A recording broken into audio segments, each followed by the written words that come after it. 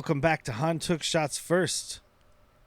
We're here. We're almost done with The Mandalorian Season 2. We're going to be talking about Chapter 15, The Believer. Shit, we might get to watch the new movie in chronological order if we get this going. That's coming out in May. It'll be pretty close, yeah. It'll be around there. I mean, we don't know exactly what era it's going to be. It might be fast-forwarded a bit, but it could be close. I mean, we could delay some stuff, take a week off here and there. Oh, we could do that? Delightful.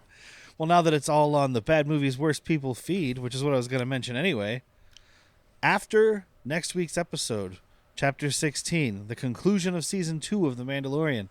It's the conclusion of the feed. Yes. That will be the end of the Han Took Shots First feed. I will be moving everything to Bad Movies Worst People completely. It makes my life a little bit easier. If you guys like listening, please follow Bad Movies Worst People. It's anywhere you get your podcast. It's wherever you're listening right now or watching if you're on YouTube or whatever. And honestly, if you haven't heard us do it before, I mean, the reason we do this is because of the just genuine amount of Star Wars references we were making anyway. Whitney, our best third, told us, go get your own podcast. We can talk about Star Wars all day. So we did. So if you enjoy this, come try Bad Movies Worst People. It's also fun. Yes, exactly. And if for whatever reason you don't find that entertaining, one, you're insane. But wrong. Two, these episodes are there. Just skip the Bad Movies ones, listen to these. Or, Stockholm yourself and listen to them all. Yeah. Get to know us a little bit. You might hate us. I mean, us. Speaking of Bad Movies Worst People, you know how we have a Patreon over there, Jack? At Oh, patreon.com/worstpeople. Uh-huh.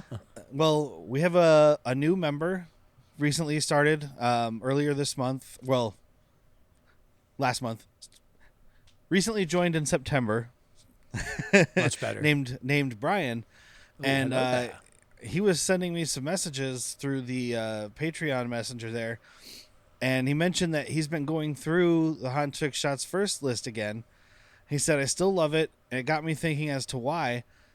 As a member of the 501st and a fan since 77, because I'm old. Oh, that's awesome. It's great to hear all viewpoints almost all at once. Really nice. Gives it a really nice feel instead of just all these uber Star Wars nerds fighting all the time. Yeah. So he likes when we have, Whitney on and stuff. Like we have the super nerd, which I'm pretty sure he's referring to you. We have the casual fan, that's me. And then we've had, Ryan and Whitney. We're going to have Tyler on who hates Star Wars. I said we had Andor. We had Classy on Andor. We had Classy Star Wars on with Andor. Oh, we had Brandon on Rogue One. So, and that's awesome. Thank you, by the way, Brian. But that's awesome because one of the reasons I like doing this is because if you go on YouTube, it is just all doom and gloom. And sure, you can dislike Star Wars, but I mean, just like it is nothing but ripping on that where I'm just trying to listen to a little story and wind down from work. Impossible to find. You got to try and enjoy the Star Wars that you get. And that's what we try and do. Do we love all of it? Absolutely not. But are we going to watch it? You betcha. Yeah. But he did mention, I don't know if you caught that in there, that he is a member of the 501st. I did catch that, yeah. Yeah. And so I guess his son also recently joined as a TIE pilot, and he sent me over some pictures. I have them here of some of their cosplay say, is that stuff. the end of it? You're not going to show me? You're just going to tell me how awesome they are in the 501st? So this Vader's first fist, one, man.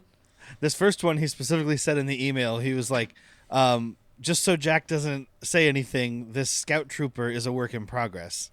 So this scout trooper one looks great though. I wouldn't have said anything because it's better than any fucking cosplay I got. I got a fucking Boba Fett helmet behind me. That's it. Yeah, that is awesome. He sent this over. I'm assuming he must be up there on stage for this. Yeah. Oh, I mean, look how good those fucking stormtroopers look. Yeah, exactly. And then I'm gonna assume that this is him. Was that the Return of the Jethro Tull?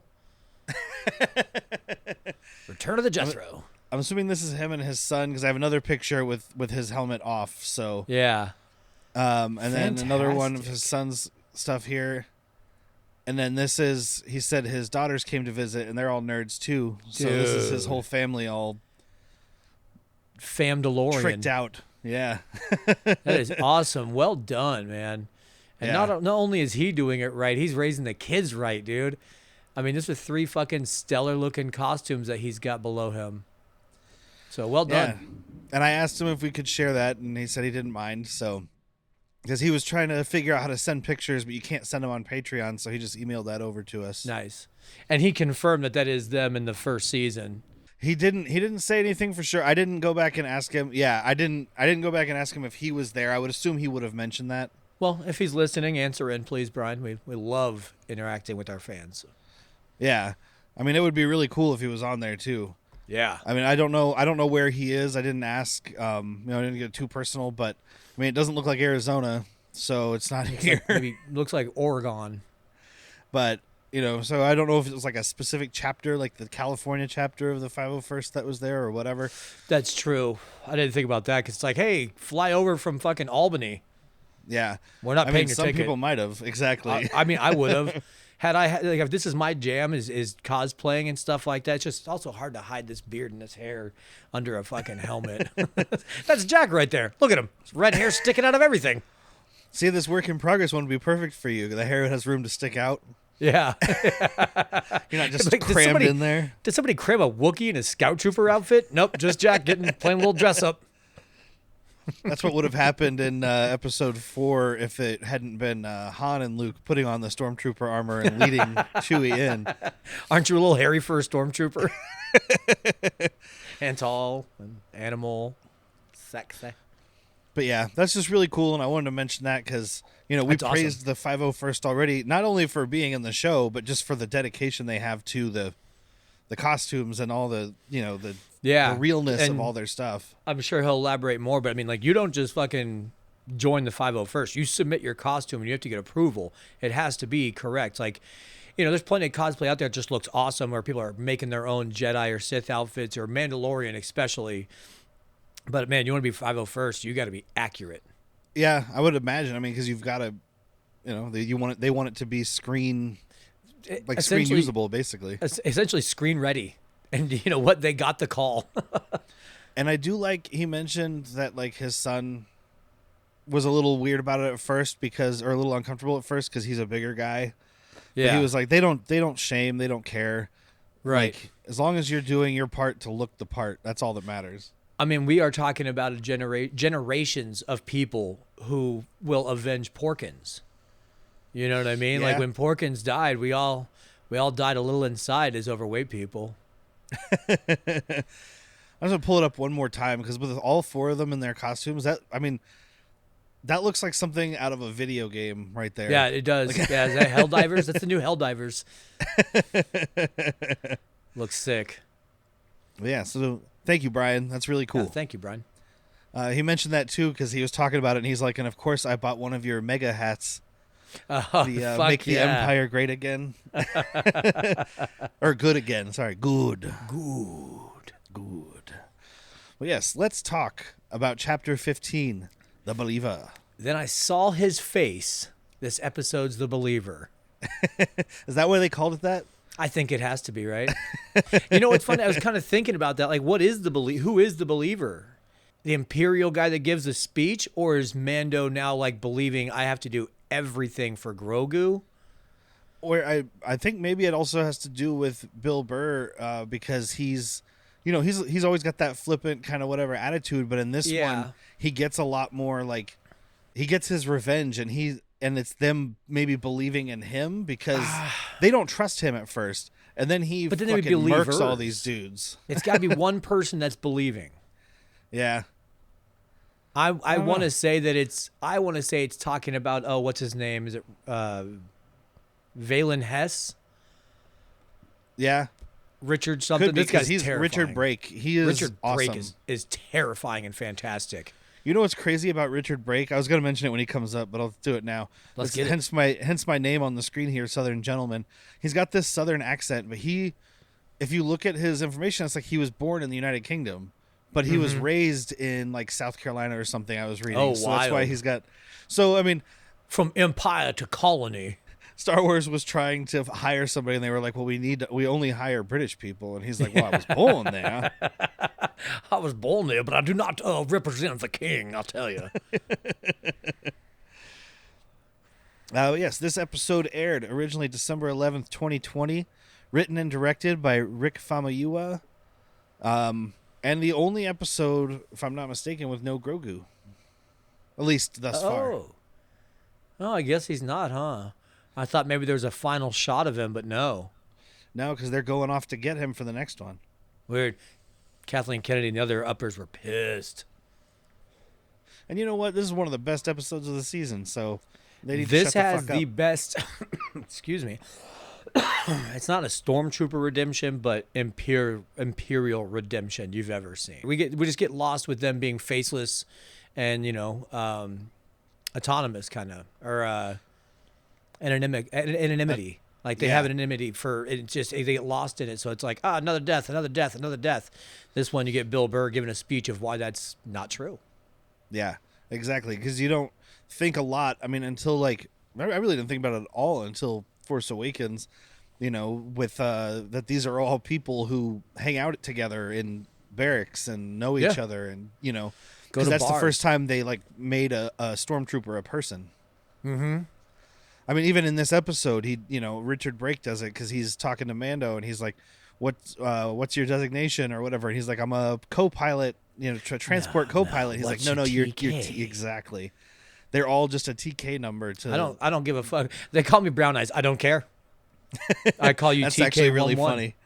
I wonder if that was in the script or if that was just Bill Burr. We call him Brown Eyes. I think there was something in the script. We got to give him a nickname. Bill Burr's like, say no more. When I get on the set, when we call action, I'll fucking think of something. He's got brown eyes. Call him Brown Eyes. Okay? Done.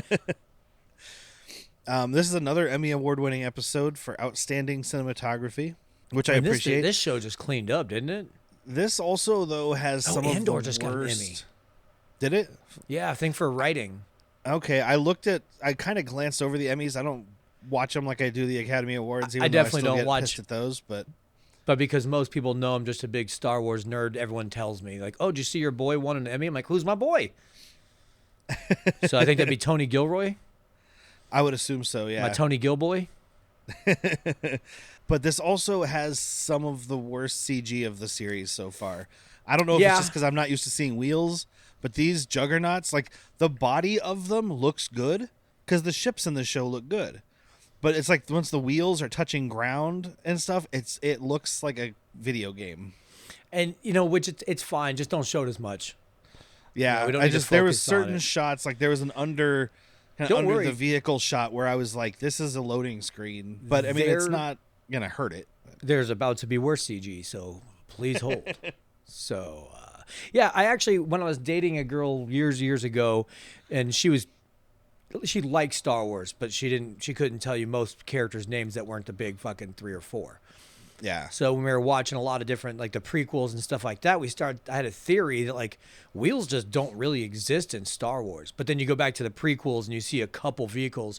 But I'm pretty sure in the original trilogy there are very few wheels unless they're on a droid. Yeah, I don't think I can think of any. Besides droid wheels, it's all either tank treads on the Jawa sandcrawler or it's repulsor lifts. So that's that was just what I was gonna say. The tracks on the sandcrawler is the only thing I could think of. So that was just my kind of theory was this is a universe, universe that just they didn't evolve from wheels. But then you got these right here. You got prequel trilogies. Got a bunch on the droid side. And I mean, I get it. I guess you're going through rough terrain, but this seems like the vehicle that needs repulsor lifts. This is why you should have repulsor lifts. This is exactly why. So let's get into it real quick, and we'll talk about why. But I did notice right at the beginning, maybe they're too expensive. Maybe they're more expensive than wheels, and they're like, "Look, dude, we're a fucking Empire remnant, and these things are getting blown up all the time." So yeah. But we start in this junkyard where Bill Burr is. It's like a prison, and I did notice there's some crane things walking around picking stuff up that look totally different from the other ones. So I don't think we were mistaken in calling those repurposed AT-AT walkers in the other episode. Because this is a purposeful walker that doesn't have that design. Yeah, exactly. Yeah. So this was reminiscent of. Did you ever play that Jedi Survivor, the first one with Cal Kestis? I played some of it. It opens up with him on a planet like this. It's not a prison planet, but it is like essentially Prison what planet. we would prison. Oh, brother, it's a prison planet. God, as soon as I said it, but I mean, it's not a colony, prison colony. It'd be essentially like a mining town for our for our Earth. Okay, I don't remember the beginning. I only played a little while. I need to go back and do, like you were saying, just do like story mode, because I just wasn't getting into the fighting. The combat is so janky. They're trying to go for Dark Souls, but they straddle it too much. Everybody that has not played those Star Wars games, put it on easy. Enjoy the fucking story. The background's beautiful. When you go to Kashyyyk, my God. Spoiler, you go to Kashyyyk. I don't think I got to Kashyyyk. I remember fighting a lot of stormtroopers going through mountains. Yeah, definitely do what I just said. Yeah, I need to go back. I own it, so I need to go back and do that. But yeah, Cara Dune gets there to pick up inmate 34667, who's Bill Inmate Burr. 34667, please comply. Dude, this fucking robot, he's like, okay, you're going with Cara Dune now. And he's like, but why? Like, what's going on? And things like, go Please with Cara accept your Dune. new directive. You have 3 seconds. This is a modeled after a K2 unit. Judging by like when it started at the ground, I never noticed this. Maybe because we just did Andor, but when it starts at the feet and goes up, it's got the same hip structure. Then the shoulders are the exact same. The chest is less bulky, and the head is not as skeleton. Yeah, it looks like the guard droids from the prison ship, which would make sense. Yeah. So I think these like the Empire had the K2 units, and the New Republic's like, look, dude, if we just fucking reprogram them, like it's a good bulky frame that can do work for us, but we got to make him less murdery. Yeah, and this one though is like, I love this. It's just like, go do your shit, and it pulls out its fucking shock stick, and it's like, go, and it's like You're not jabbing going. at him. I don't see you going fast. And like he gets over there, and Boba Fett gets off the ship, and he's like, oh shit. For a second there, I thought you were that other guy. And then here there comes he is. shiny ass Mando, and he's like, well, I guess you're here to kill me now, right? Like, Dude, if he wanted you dead, you would have been dead.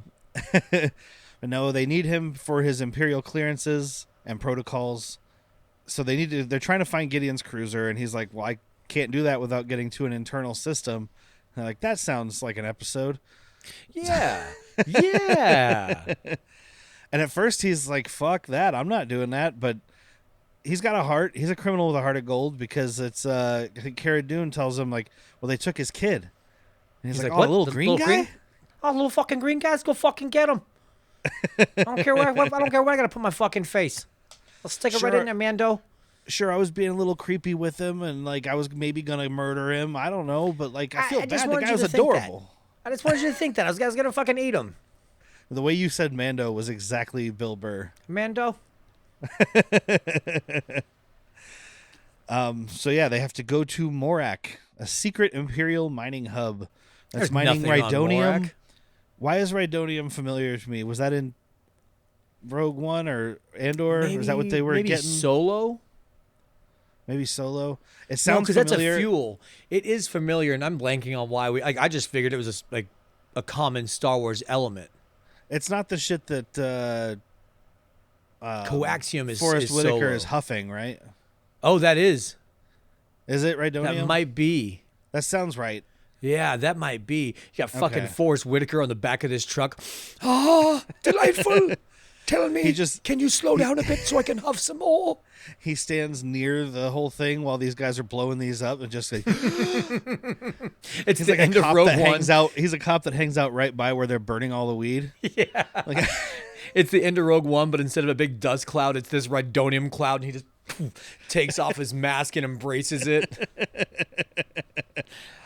Going to die the way that I lived. High as fuck.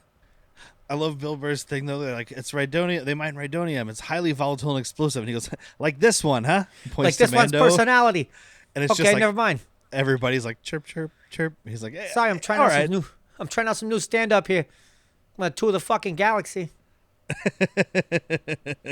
So yeah, they get there, and they don't want him to go in by himself because they don't trust him.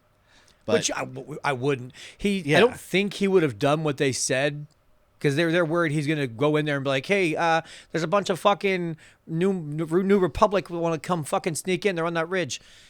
I don't think that he has any love for the Empire anymore. the remnants of the Empire, I think that he genuinely would help the child. Yeah, but he wouldn't have made it, and if he did make it, he would have given up like he tried to. Yeah, because he would have Richard come right Brake out was in there. empty-handed. Yeah. Well, like, Cara Dune can't go with him because they use, like, DNA scanners, basically, and she'll get caught because this whole base is run by ex-ISB. Her giant-ass bicep has a huge tattoo of all the fucking stormtroopers she's killed or some shit. Like, yeah, but, like, you know, even if they did the same thing and put on the uniforms, it's still, like, they've got their DNA scanners and shit. I love Boba Fett's thing, though, because it's like, well, I can't go. They might recognize my face. They see my face. Yeah, they might. Let's just say they might recognize my face. I think they might. Yeah, possibly. I mean, just imagine being one of these guys and he walks by without his helmet. What the fuck? Did you see that? It's a fucking clone trooper. Holy shit! I mean, at this point, they would all be dead or very old because they're accelerated growth. Yeah. So none of them would look that as literally good as made me Boba. laugh out loud, though. Yeah. So Mando's going to go with him. He's like, not unless you take that helmet off. So he has to. He goes in, switches to his costume that I used for the thing there. They jump these dudes, and he has to put on he looks so uncomfortable wearing this armor. Yeah, even Cara Dune's like, I'd like to say it looks good on you, but I'd be lying. I kind of miss you being like a shiny little hood ornament. And I like, so they're getting attacked. There's these guys, pirates, that are trying to stop all these juggernauts from taking. I mean, I guess it's like trying to, like the episode Point Break 2015 that we did on our main feed. Yeah. Where they're trying to steal the gold, but they're trying to stop these things. It's like, well, this has already been mined, but we're just trying to stop the corporation from getting it. Same idea here. This has already been mined, but they just don't want the Empire to have it, which is probably a good thing. According to Richard Brake later, it would have been bad if they got it. Yeah. But, like, I love, so they're getting attacked by these dudes, and Mando's trying to use his armor the way he uses his armor, and it's just I like when shattering. he shoots out the window and Bill Burr's like, are you seriously shooting a blaster next to fucking Rhydonian? Huh? It's like, well, they have thermal detonators, so I got to do something. Otherwise, we are fucked. I mean, even as they're driving, you see all the fucking remnants of the blowed up ones, even before this particular convoy gets attacked. Because they're the third out of, 4 or so? Yeah, and Bill Burr has a line in there, too, that shows you that he doesn't have any love for it, because he's right before they get attacked, he's when they're going through that town, he's like, look, they're all looking at him like, what the fuck are you guys doing here, whatever. And he's like, Empire, New Republic, we're all just invaders on their land. Yeah. You know, there's everybody is somebody ruling ruling somebody. Exactly. Yeah, because he has a good speech here where he's going off about the the Mandalorians. They didn't want to fucking die. He's like, you got people on Mandalore that think one thing. People on Alderaan think a whole completely different thing. But guess what? Neither of those places exist anymore. So, and this is when he starts giving him shit. He's like, kind of seems like your code is a little bendable when you get desperate. Can you not take your helmet off, or can you not show your face? That's all I'm saying, dude. I'm a survivor just like you. I'm nothing like you. And Mando's not playing into his stuff here, so he doesn't want to engage with him. But we know he can take it off, just not in the presence of other people, right? Because he's got to eat, right? But I mean, I wonder though, I know that he breaks the rules later, but would this have counted? Like if the armorer would have asked, like, to take your helmet off? Like, yes, but I was alone when I took it off, and then I put on this Imperial helmet when I went back outside, so no one saw my face, but I was without my Mandalorian armor. Yeah, would that be okay? Wonder. I mean, I guess because they're such extremists, it might still be the wrong thing for them. I don't know. The armor I is just actually... assumed because he's got his face is covered. That's the big thing, is nobody's seen his face. The armor is actually Princess Leia. No one knows. She just takes all the armor off and goes about her town. Everyone, like, she waves at everybody. Everyone's like, cool, it's Princess Leia. And then she goes back and puts on her armor. Did anyone see your face? With hammers. No one saw my face. They saw Princess Leia's face. Are you looking for a movie podcast with deep dives, interviews, and thoughtful film analysis? We ain't got none of that. What do we got? You want to hold the bucket? Right? I'll hold the bucket, sit in the I'll cuff just stand there chair. with I will never blink. I'll just be there holding the bucket. I will like, never blink on her drapes, most likely. You look like a drape jizzer. R.I.P. That sweet, sweet pussy. It is known that Jessica Tandy had the sweetest pussy in Hollywood. If you don't know, Google it. Don't Google Jessica Tandy's pussy, you guys. Don't do it. Don't do it. Doom Generation. Available anywhere you find podcasts. If you really enjoy listening to Bad Movies, Worst People, just so you know, we do have Patreon. We have 2 different tiers. That's right. Patreon.com/worstpeople. We have a $3 tier where you get early access to Han Took Shots First, our Star Wars podcast. You get a monthly newsletter. You get archived episodes that are no longer available on the main feed. Plus, you get our monthly mental health episode. Which we need. And we do. And there's also a $5 tier where you get all of that content. Plus, you get ad-free episodes from the main feed. And you get access to Latchkey Vids, which is our recap show about forgotten or never known television shows from the 90s, like Cop Rock. Too soon, man. It was just too early. It's a beautiful thing. It is a beautiful thing. So check out patreon.com/worstpeople. Help support this crazy endeavor. Thank you. Thank you. But yeah, he's fighting these dudes, and like, of course, he's trying to shoot them at first, and of course, the fucking Imperial blaster doesn't work; it jams or whatever happens there. Yeah, he's like, this fucking piece of shit, dude. Like, damn it. He does right, throws it at somebody. It's a cool top of the train fight.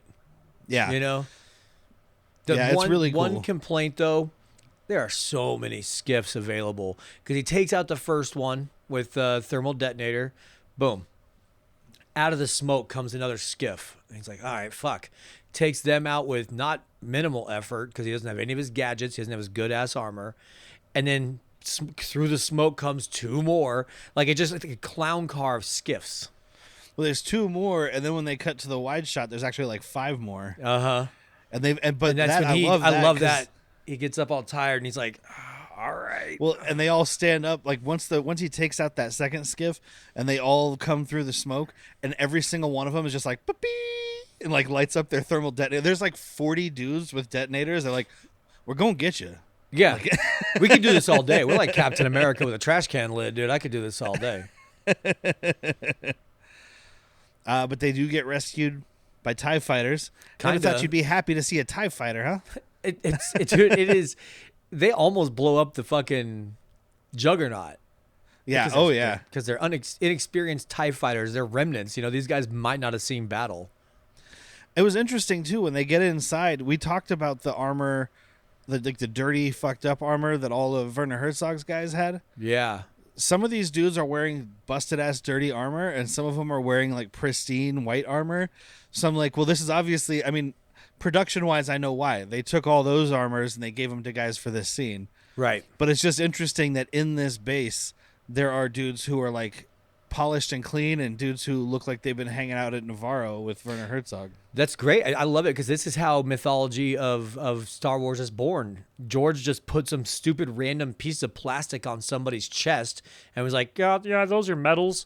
And then somebody else had to go figure out what the meaning of those metals were, you know? Yeah. Like, that to me, that's fucking great because George was just like, I don't know, man, make it look cool. And then someone's like, yes, but I'm going to make sense of it too. And those are my people. He finds the terminal. It's in the officer's mess, which already right there, I'm like, well, you're not an officer. They're probably already going to be like, man, why people are are saluting him. Okay, yeah. I mean, I think it was more just a celebration. Like, holy shit, good job, man. Like, you're the only ones who made it through today. Yeah. And like it was badass. Like maybe that's why no one questions him in the mess. There's like, all right, whatever. But that's where we meet Valen Hess, who's played by Richard Brake, as we mentioned. People might know Richard Brake. He's a character actor. He's in a lot of stuff. But the big thing that a lot of people might know him from is Batman Begins. He's Joe Chill. He's the one who kills Martha. Yeah, Bruce's parents. And he's also, though, what people wouldn't know him from, but will be his probably more popular role. He is the Night King in Game of Thrones. Yeah, as he's not very recognizable, but... Yeah. And then you just recently watched Mandy. He is the chemist in Mandy. He's the one that's making the drugs. He's got the motherfucking tiger. Yeah. Yeah. And he's also in Barbarian. For those who've seen it, he's Frank. He's the guy in the basement. He's the old man who's kind of running all the stuff. Just do yourself a favor and look him up because he's got a really haunting, nefarious face, and I mean that with love. He's also in a movie we'll be talking about on Bad Movies, Worst People. Death Machine, which is it's got him. It's got Brad Dourif, some other people, robot killing, fun stuff. Hell yeah. But Brad Dourif and Richard Brake are the two I can think of right now off the top of my head.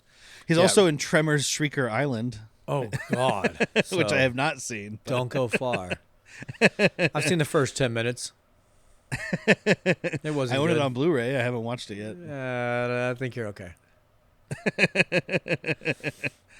Oh, and he's also in Doom. Dune? Doom with an M. Oh, Doom. Gotcha. The Rock. I could see him in Dune, but I don't see him in Dune. No, the Rock video game adaptation. Ew. Yeah. So we'll be talking about him again. Yeah. No, he's doing some fucking great work here because he's like, just cool, calm, collected, menacing, and fuck. Also, the music is so thrilling and just like that on your fucking nerves kind of music. Yeah. I mean, I didn't even notice the music while I was watching. I did watch a couple days ago, but that's a good thing. Yeah. Like the music was like part of what was happening. Like the scene was tense, and it's because of that. And I love that Mando's just like, I know I'm supposed to take my helmet off, but I'm going to try it with my helmet on anyway. And it's like, right. We need to scan your face or you're going to get locked out and killed. Yeah, Fine, I've talked about off. this on a previous episode. I don't understand. It's like it needs to scan your face just to make sure you're human, ? Because like he's not in their system. I guess it's to make sure you're not in the system at all. Especially this being remnants, you could easily have new recruits so often the Empire's like, I don't fucking care, dude. Just make sure they're not a fucking rebel drop trooper. Yeah, I guess because it's run by ISB. Yeah, so it just seems weird. It feels like a facial scan should be like, you're an employee and we've got your passport photo loaded in our system, kind of thing. Yeah, but I mean, I'm fine with it. The Empire's just so cocky. Yeah, that's probably what it comes down to. Who's gonna fucking break in? We're the Empire, dude. Yeah. Who's ever broken into or damaged any kind of Imperial facility? Come on. No, it's never happened. All right, get to work on the third Death Star. So yeah, he takes his helmet off. The scan works. Valen Hess comes over. He's like, hey, trooper, fucking listen to me when I'm talking to you. Does the whole designation transport co-pilot thing we were talking about. I like how Bill Burr's like, hey, we got to get over there. And fucking the delivery of the fucking show, he's like, you are not dismissed. Dude, like, yeah. Okay. Can I be dismissed now when you smell the poop I just made in my pants?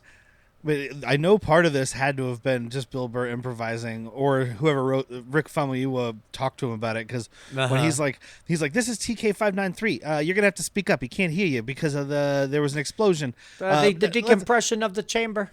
Now, let's go fill out our TPS reports. Come on, yeah, the TPS reports got me. And of course, there's a whole fucking thing in the trivia. It's like, this is a reference to what was made famous by Office Space. I'm like, no shit. Trivia guy. If you need that trivia, you don't get to laugh at it. Thumbs down, not interesting. I did not find this helpful. But I love he's like, you are not dismissed, and then starts like, let's have a drink. We could drink to health, we could drink to prosperity. Let's have a drink, brown eyes. Yeah. That's great. Is this nickname gonna stick? Season 3 is just called the Brown Eye DeLorean. You my brown eye DeLorean. But this is when we get the let's drink to the Empire kind of thing, and it's him and Bill Burr having the best back and forth. We will not do it justice, but it's this whole thing of like, let's talk about Operation Cinder. Which, are you familiar with Operation Cinder? No, I'm not. I just kind of assumed they made stuff up for this. No, this is actually from a video game, and then it became part of the books. When the Emperor died, he had all these fucking droids with his like hologram projection face give orders to top tier members to burn the Empire down.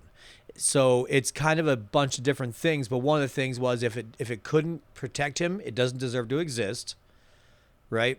But he also knew at this point, none of the writers did, that he was going to resurrect. So what he wanted to do is exactly what Hess is about to say: cause disarray, show them how terrible the New Republic is, and they will beg for us back. right? So because that's what Operation Cinder is. Then there's the First Order, which we will see in Episode 7, Force Awakens, and then there's the Final Order, which we did not really get to see, but that is Episode 9, is the final. That would have been like the Final Order was to put Death Star level weapons on each Star Destroyer. Okay. That's the Final Order, so that he can just be like, you don't want to fucking join our empire? Obliterated. And we can do it to 20 planets at a time if we feel like it. So Operation Cinder is a real thing. It is burn down the empire, burn down the New Republic however you can, and we're going to fucking go to the unknown regions, and I'm going to rebuild. Somehow I will return. And I want you to put it in the script that way. And write it just like that, please. Can you quote me? Read it back to me. I mean, this guy, I had to make some tough decisions that day. He's like, yeah, I bet you fucking did, pal. Because he lost like 10,000 of their own people, burnt a whole city to the ground, and that's what Bill's getting to. He's like, was it good for them? Yeah, because he was at, it's called Burnin' Khan. Mm-hmm. And Only I just looked called it up. Khan before they lit it on fire. Now it's Burnin' Khan. Back then it was just Khan. I just looked it up because like I said, I had just assumed it was stuff for the show because a lot of the stuff they reference, you've looked up, and it's all just been stuff they talk about in the show only. It's them planting seeds for other people to write books or do whatever. Absolutely. But it says on Wikipedia, it's a planet in the Anoat sector, served as a mining colony for chromium and other ores.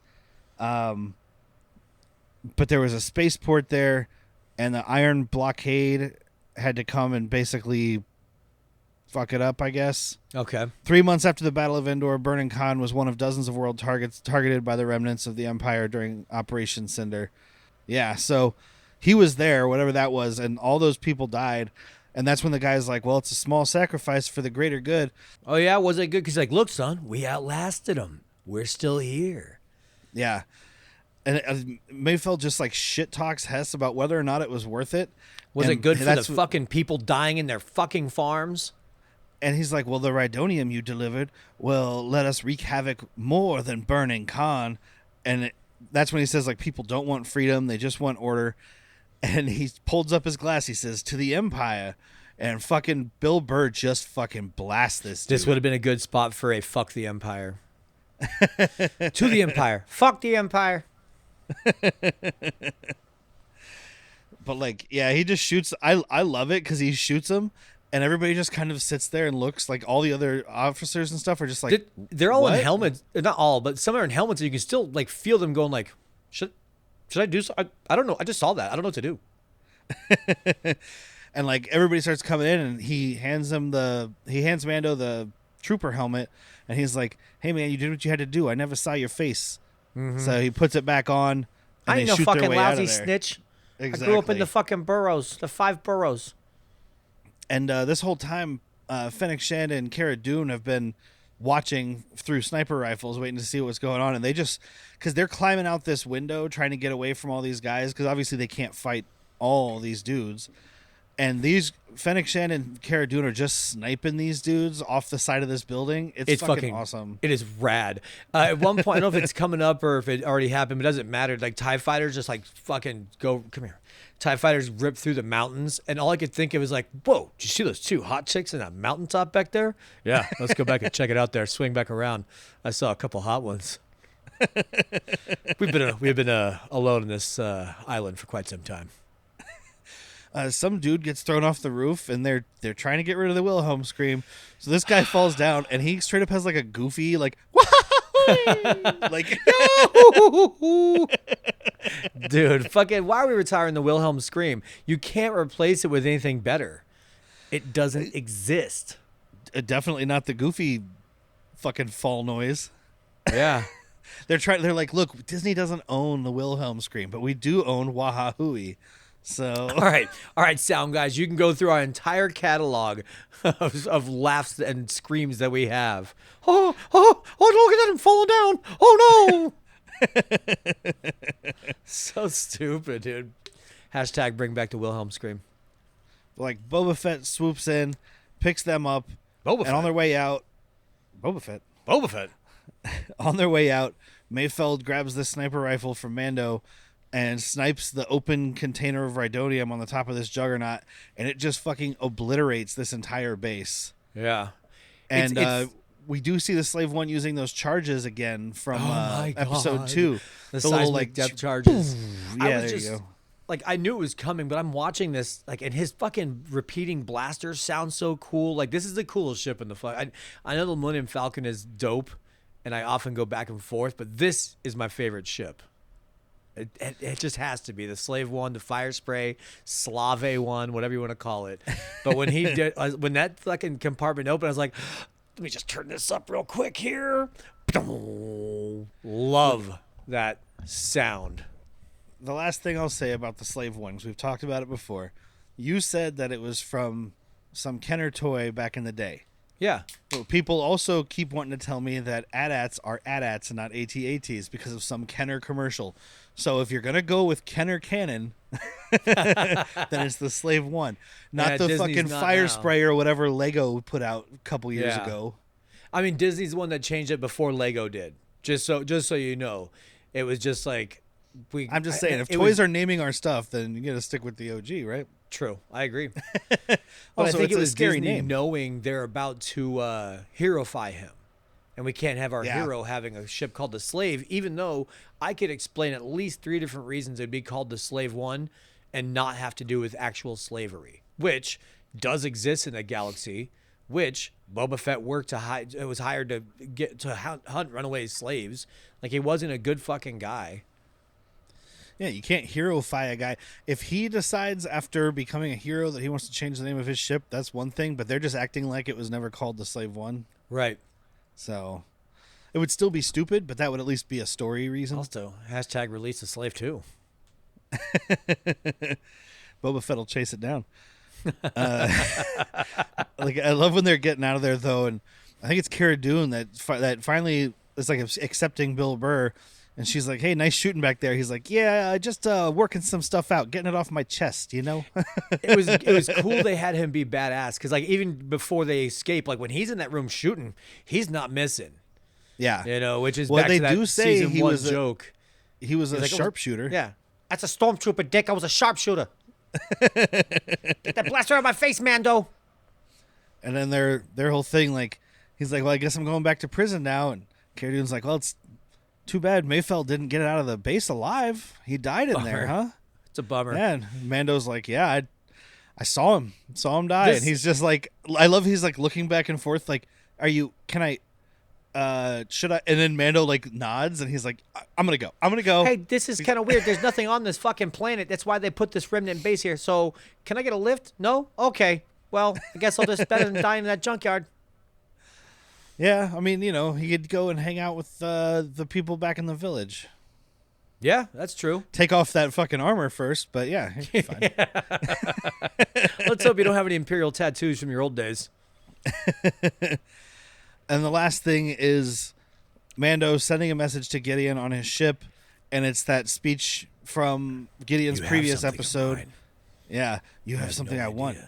I love it, and it's such a different connotation in the exact same words. Like, he means more to me than you will ever know. Ever know. I will stop at And then nothing. just Nothing. Boom, cut to black. Love it. Yeah. Great fucking episode, man. I mean, like you said at the top of the thing, no Grogu, and that's fine. It is just such a banger episode between the talkie talks and the shooty shoots, and also something we didn't talk about. We get to see the inside of the Slave. We get to go inside the Slave One. It parks on its jets and then flies forward like so. Obviously, the cockpit doesn't rotate, but I always wonder what the inside looked like. And I know there's like drawings and shit, but this is our first time ever seeing the inside of that thing roll around the way that it does. So that way the passengers and the cargo is always at an even keel.